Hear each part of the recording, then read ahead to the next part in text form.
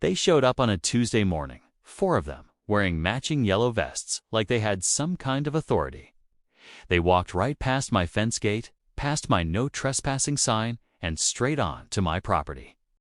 One of them had a clipboard, another had a camera, and the one in front.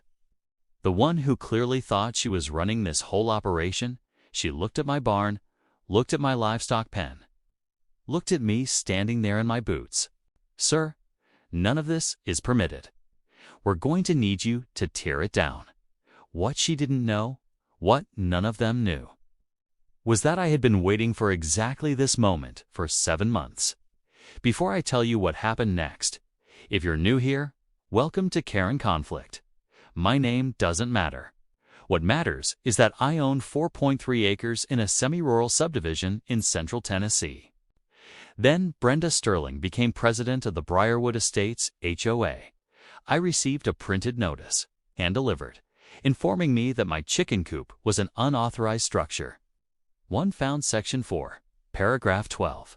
Any structure under 200 square feet used for agricultural purposes on a one's owned lots was explicitly grandfathered under County Agricultural Code. I wrote back. I was polite. I cited the section. I attached a copy of the county ordinance. Brenda's response came 8 days later. A new notice, this time with a fine escalated to $200 per day. Then I got a certified letter from a law firm in Nashville telling me the HOA would pursue a lien against my property. I called the county zoning office and requested a formal written confirmation of my property's A1 agricultural designation. What that spreadsheet showed me was that 31 out of 34 notices had gone to properties owned by people who had voted against her in the board election. I contacted a land use attorney. That letter cost me $175. It would later be the most valuable $175 I ever spent. I showed up on a Wednesday evening with my manila folder, my laptop, a printed packet of documentation for each of the 5 board members.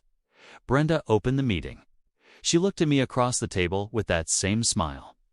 Smug, certain, comfortable. She had her attorney on speakerphone. "Before we begin, I'd like each of you to look at what's in front of you. Take your time."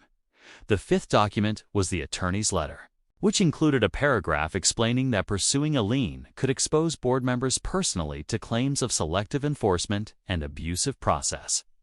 One of the other board members picked up the attorney's letter and read it very carefully. Then he said, "I think we need to table this and talk to counsel privately. All accrued fines, all $14,000 plus on paper, were formally rescinded. In writing, signed by the board secretary." On my gatepost right next to the no trespassing sign, I have hung a laminated copy of that county zoning letter. And I said, quietly and without raising my voice, "You're welcome to contact the board. But I'd suggest reading page 2 before you do. Please subscribe to Care and Conflict for more HOA showdowns like this."